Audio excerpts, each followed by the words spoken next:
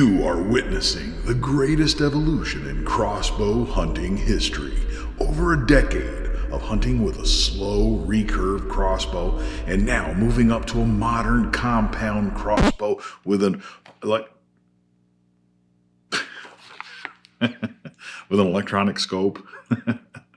This is a video about my first year with a more modern crossbow, the Scorpyd Deathstalker 420, also known, in this case, as Bunjie III.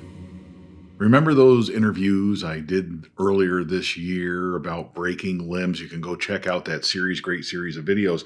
One of the interviews I did was with Dave Wilkins from Wyvern Creations. Dave and I had a long chat. One of the things we talked about was my transition from an older, slower crossbow. Modern crossbows, me going from the Axiom after 12 seasons to the Scorpyd Deathstalker 420.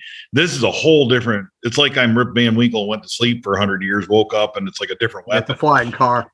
Flying cars, indeed. The transition for me has really been quite impressive, to me, because I've learned so much moving to a modern platform of crossbows.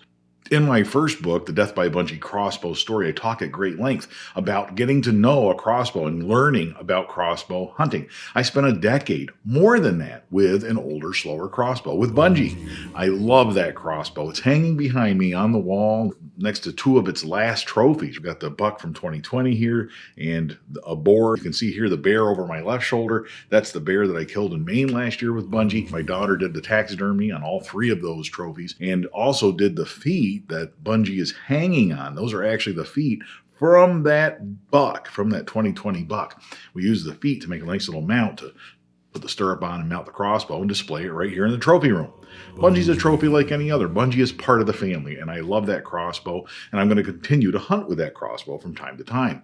But I also have really benefited, I believe, from exploring a more modern piece of equipment like this crossbow right here. This is as good a time as any to announce my new book, The Death by Bunjie Crossbow Method. Unlike my first book, this book sort of talks about a hunting style. It's more of a how-to book. Really how to get your mind around crossbow hunting and excel from beginner through the intermediate stages up to an advanced style of crossbow hunting. It really outlines everything that I've learned that has helped make me and Bunjie successful over the years. I think the book's a great read. Check it out. Enough about the book. Let's talk about this crossbow and what that transition has entailed for me. Let's talk first about moving from a recurve crossbow to a compound crossbow. Now, I can tell you, I was a little bit intimidated by that because I have no experience with cams, cables, and all that other stuff. Changing a string on a recurve crossbow, you just put the stringer on there, change it, not a big deal. Done it dozens of times probably over the years. With this crossbow, I've now done it twice, changing the string. It really hasn't been that bad. The second time I did it went twice as fast and was twice as easy as the first time, as you would expect. You can do that on this crossbow. You can't do it on all of them. Most of your compounds are going to require a vise, right, to put it in, a bow press of sorts. And frankly, I don't know that I have any objection to buying a bow press. Working on this thing is actually a little bit fun once you figure out what it's doing. I had to sit down and learn which way to twist cables and all that sort of thing to adjust timing if need be. But it's been very easy to keep in time, and it hasn't been a big problem. So I guess one thing that I learned is don't be too intimidated by the concept of having to tinker on this stuff. Once you get your mind around it, it actually is not all that hard.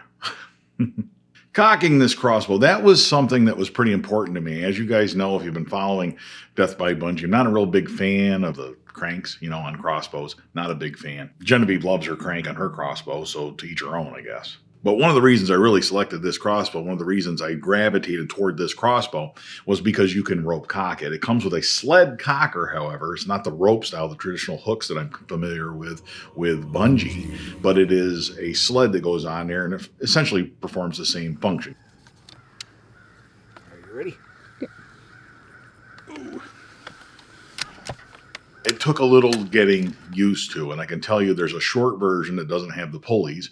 That version, it actually took me a year to be able to do. I just couldn't figure out how to do it. But essentially, it's the same thing. You just got to pull a lot harder. And it is noticeably different. This is a 150-pound draw weight. Cocking it by hand is really not a big problem. Although anytime you got a narrower crossbow, right? Cocking Bunjie at 175-pound draw weight with big wide 36-inch limbs actually is easier than cocking this one at 150 pounds because you're pulling it right back a lot steeper angle, and it does increase the overall tension, in my opinion. This is actually a little harder to cock, a little tougher on you in the backyard, that sort of thing, but seems to be doable. I really like the old rope cocker. The sled, I'm still not a big fan of it, but I get it. When you've got a narrower crossbow like this, you have to have your hooks. You can't have those big fat hooks coming up the side of the rail. There's not enough room for it like there is on a big wide crossbow like that one. It really likes the sled because it's so much narrower. This one's around 20 inches wide. I think it's 16 and a half inches axle to axle. Decocking this crossbow. Now that's something that I didn't think was going to be that big a deal, but it's kind of an issue. Over the course of the year, it's been kind of an issue. You're in a backyard shooting, you don't think about that, right? You cock, shoot, and if you're on your last shot, you don't have to decock it, you just shoot your last shot, pick a target, shoot at it, and everybody's happy, right? When you're out hunting, it's different. And this has been an issue spring gobbler, during the summer hunting woodchucks, hunting in the fall for deer. It doesn't matter. It always is kind of a little bit of a hassle for me to have to shoot a decocking arrow. And the reason I say that is it's really not part of my habits, routines, and practices, right? And I talk about that in my new book, the Death by Bunjie Crossbow Method. A big part of my method is having a habit, routine, and practice, a routine that you go through every time when you do something that is crossbow related. So when I hunt with the original Bunjie, at the end of the hunt, if you get all done and you haven't taken a shot, take the arrow out, and then I can decock that crossbow because I know right where the rope cocker is. It was always in my left pocket. Now, with this one, you can't decock it with a rope. You have to fire a decocking arrow, whether it's a field point into a ball target, which I carry in the back of the truck, but you got to remember to carry the field point with you, right? That's got to be in your quiver or in your bag. And the other thing is there's a decocking arrow, which I've carried with me and used. But I've now gone through, I'm on my third decocking arrow because I keep breaking them. And I use old arrows, just old junky 20-inch arrows that I'm not going to use anymore that are whatever. You know, I just doctor one of those up and put the tip on it. But then after you decock it, you get out of the tree stand, you climb down, you have to remember to go get the decocking arrow. And I've forgotten that as well on more than one occasion. Get all done hunting and I'm not thinking, where's that decocking arrow? It's just part of that one gun familiarity that I don't have with this crossbow yet.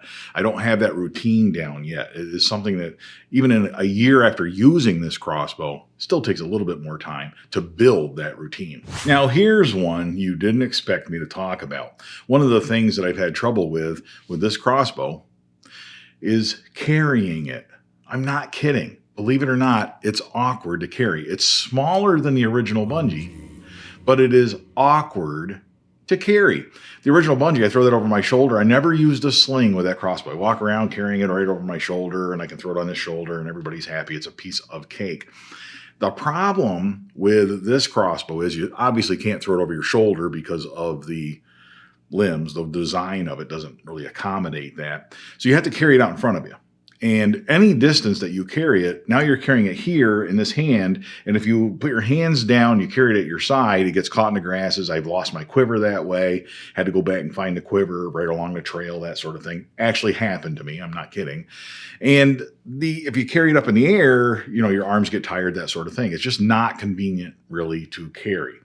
There's other slings I can look into. I don't like slings, but if you got to carry a sling, you got to carry a sling. The sling conflicts with your backpack. That's an issue when you're hunting. There's slings you can wear that put this in front of you, and I'm going to try that this year, I guess, and see if that helps with it. But really, this is not a crossbow that is convenient to carry long distance in the field. If you're doing, that's just my opinion. If you have ideas about how to carry a crossbow of this sort, put them in the comments and let me know. On the topic of carrying this thing, the other thing is traveling with it, right? With the original Bunjie, I have this very large, obnoxious case, and I've written about that in my books. The fact that guides, when I travel, comment on the case. It's kind of takes up a lot of space. And if they're going to transport you in their truck, all of a sudden now you got this giant case that they have to figure out how to carry as well. That's kind of an issue with that crossbow, but at least it is a hard plastic molded case that has protected that crossbow perfectly for well over a decade on trips to Maryland and Maine, all throughout Pennsylvania, you name it. For the Arizona trip, I just broke it down and took the limbs off and stuck the riser and the limbs on one part of a rifle case, put the stock on another part of the rifle case, and shipped it out to Arizona with me on the plane. Got out, put it all back together. Everybody's happy. With this, you can't do that, right? They don't make a hard case for this. They make a soft case, which is really not going to work all that great for traveling. You know, maybe you put that in the back of a car or something, but the minute you got in the back of a truck or anything like that, it's going to get bounced around. You don't want this thing getting bounced around. I don't want any crossbow getting bounced around. I don't want the scope getting bumped or anything like that. I do have a beautiful cheek piece on here from Got a Grip. I'm doing a video about that this week. You know why I'm doing a video about that this week? Because it's Crossbow Appreciation Month, right? 31 videos in 31 days. Did you know that? Did you know that for the rest of the month? This is video number 1 of 31 videos that I'm going to do in the month of August, or as I call it, Crossbow Appreciation Month. But this Got a Grip, man, is that comfortable. I really like it. And I installed it myself and did like a professional job. I mean, it's quality. It looks good. So we're going to do a video about that. So don't worry about that. But I put that on there to accommodate this beautiful scope, which I have a slicker on here, and you can check out the Death by Bunjie gear page on deathbybunjie.com and find out more about the slicker and more about the scope. And that is our scope, the Oracle X from Burris. I really like this scope, and it really likes this crossbow. You can save a couple different arrow configurations in here. That's cool. Sits up a little bit higher, right? It sits up higher, and I didn't have good eye relief. You folks were pointing that out, and I really appreciate it. You Friends of Bunjie who pointed out the fact that when I was holding it up in that video, my cheek's not touching the stock. So I had to put this extra stock on here. It's quite high, actually. It's about an inch high.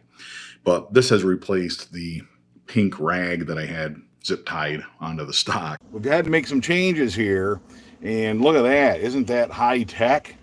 Getting your eye to line up, having perfect eye relief, having a really good cheek weld, very important for accuracy. Moving from 40 yards out to 60 yards, trying to get that extra level of accuracy out at that longer distance has presented some challenges. I'm going to talk about that during Accuracy Week here on Crossbow Appreciation Month. Are you ready? Oh! Until tomorrow's video, all hail Bunjie. Today is gonna be the day. He's not gonna get away from Bunjie.